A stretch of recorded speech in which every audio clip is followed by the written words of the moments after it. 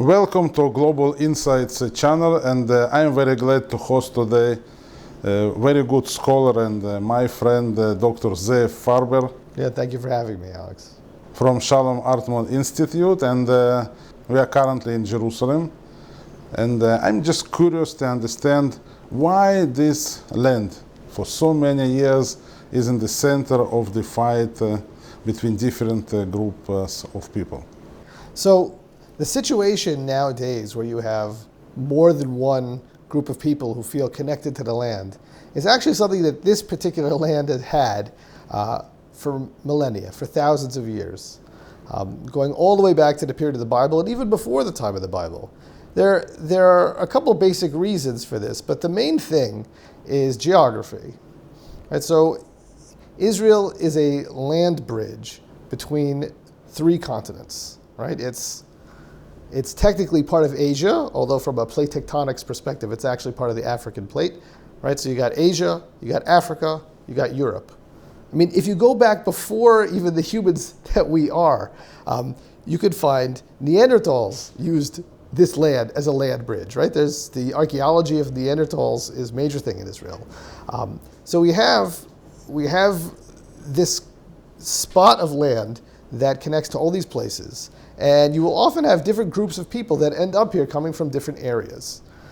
So if you go back written history to even before the time of Israel, right, we have what's called the Amarna letters, which are local kings.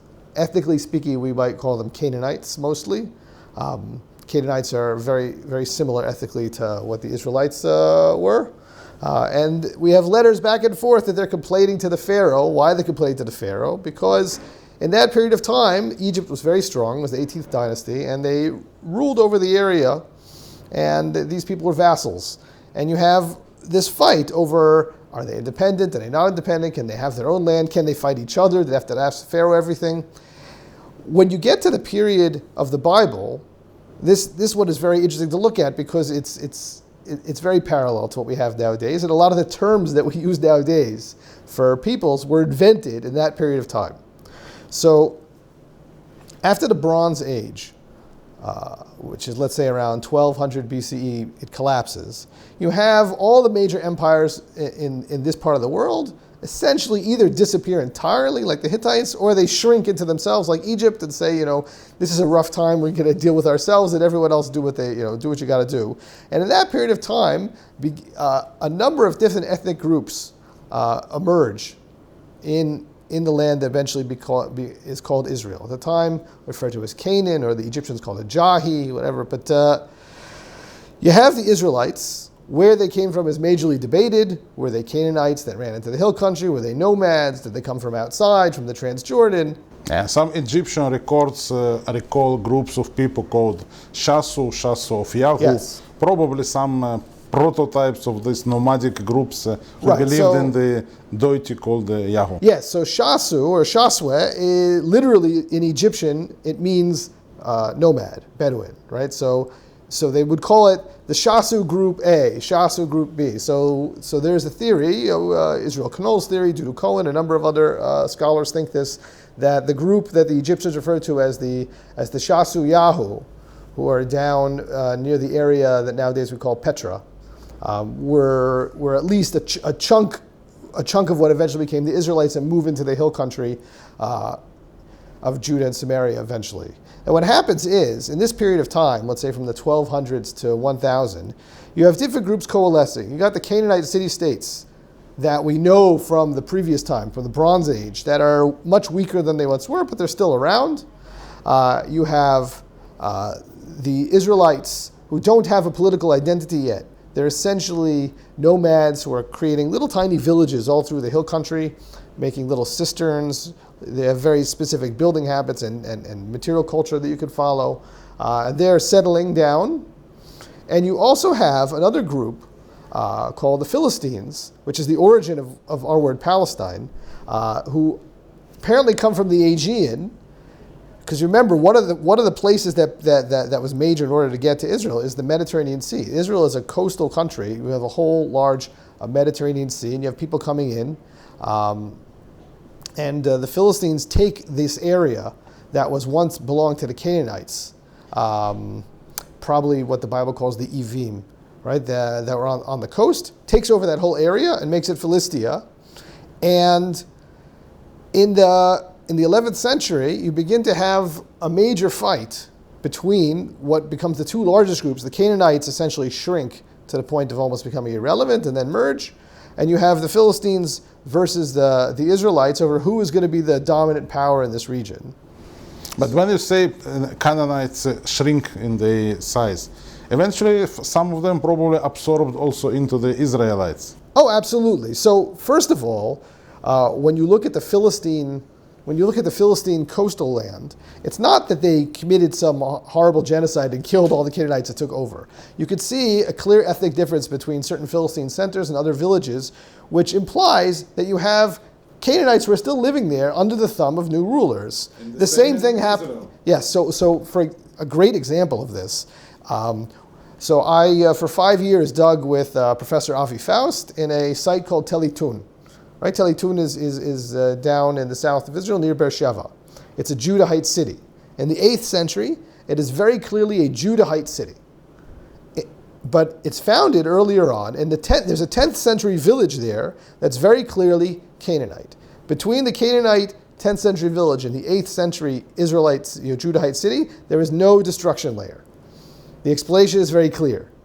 They just merged identities over this period of 200 years. Well, they became Israelites.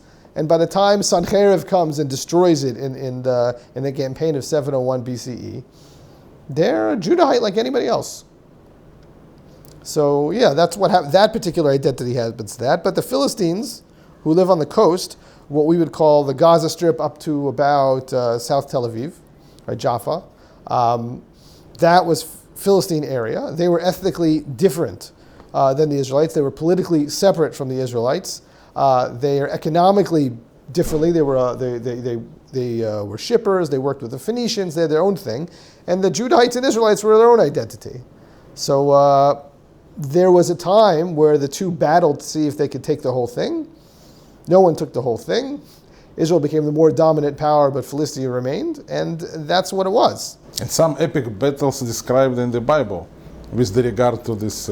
Yes, actually, there was certainly a period of time. There was a period of time where it looked like the Philistines were going to win. Look, the Philistines begin as a much more organized power, right? They have very large cities. If you look archaeologically speaking, Gat and Ashkelon are bigger than any other city by orders of magnitude in this whole area. You have to go up into northern Syria or other places like that to find cities that big, right? They're very, very big. Israelites are tiny little villages. However, there's a lot of them. And in the 10th century, because the Philistines are coming in and they're raiding and they're taking and they've gotten, according to the Bible at least, they've gotten all the way to the west, to the area of Beit Shan, right, which is near the Jordan River, which is surrounding the whole hill country. Israel begins to formulate their own polity, right? This is the rise of King Saul and eventually King David. This is their attempt to respond with an army and a real political power, military power.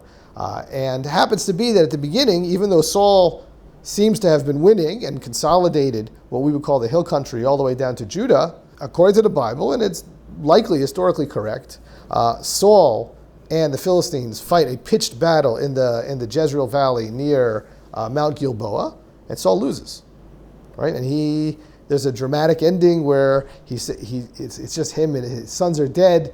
He's going to lose, and he commits suicide in order to avoid being tortured, right? And then eventually his body is found, and they hang his body up from the walls of Beit Shan. I mean, it looked at that point that the Israelites were actually losing.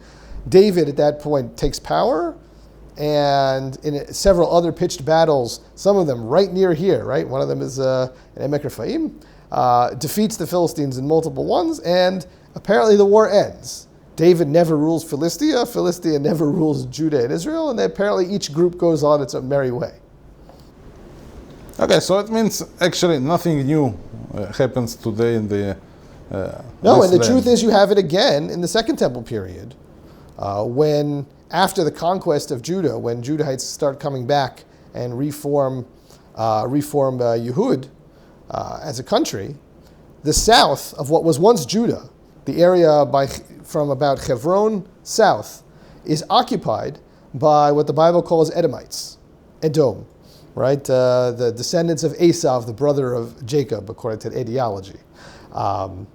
So apparently, after the destruction of Judah by the Babylonians, Judah was much more sparsely inhabited, and quite naturally, people from the Seir Mountains started moving over here and settling, because why not?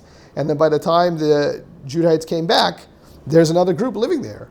And yes, there are battles and there are fights over who gets it, who is it shayach to, who's it supposed to belong to. There's polemics, but this is what happens. And for a long time, they run as separate polities. At one point, Judah takes over because the Maccabees in the rebellion against Syria become a major power, and then they conquer south and they conquer north. The north also, once upon a time, that was Israel.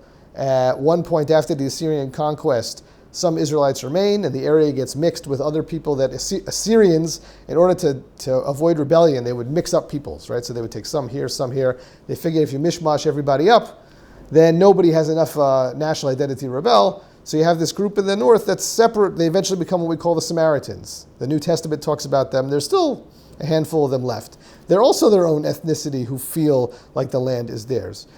Everyone has a legitimate claim in the sense of their claims go far back. And we have the same thing now.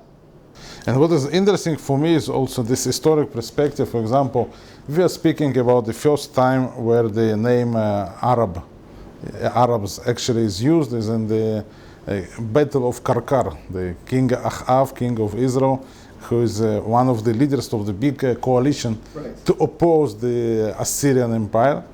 And among his satellites, allies who come to help him, there is one name is mentioned as something like Ganibao or Arabao. So it's the first time we have a written name of Arabs used, and it's used in coalition with Israelites. And that's what I like. This is the historic. In fact, it's an historic. Well, it's actually a very interesting and important point, because like I mentioned at the beginning, that when an empire gets strong enough, it's very useful to rule this area because you have access to the coast and you have access to another continent. So in that period of time, it was when the Assyrians, who had shrunk down for a few hundred years, were becoming stronger again, and King Shalmaneser III is attempting to move his way down into this area.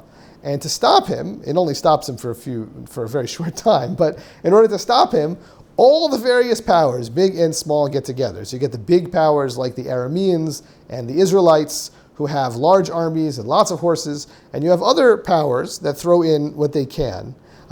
So I think that's interesting. When you have an us versus them thing, these are all the locals. The point is the Arameans and the Israelites and the Arabs, they fought all the time, and the Idumeans. But when the Assyrians came in, there was sometimes an attempt to say, can all of us join together and fight the outsiders, so that the outsiders go away and then we can just go back to fighting each other. That's actually what's written in the Bible. After the Battle of Karkar, there is again a battle. There is a fight between Israelites and Aramites. Yes, we did go back to fighting each other.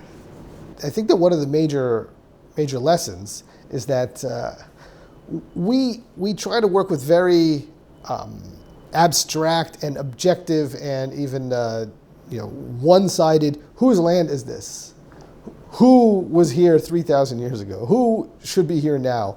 That's not how these things work. Often you have multiple groups with their own claims and their own needs for growth and economic success, and they clash. And that is an unfortunate reality, but it's an unfortunate reality that existed for thousands of years. So it's not that new that it's coming up again now. It came up in the Second Temple period. It came up in the Muslim period. It came up in the First Temple period, the biblical period. This is the reality of this region. Dr. Zev Farber, thank you very much. Thank you. And stay tuned for more on Global Insights channel.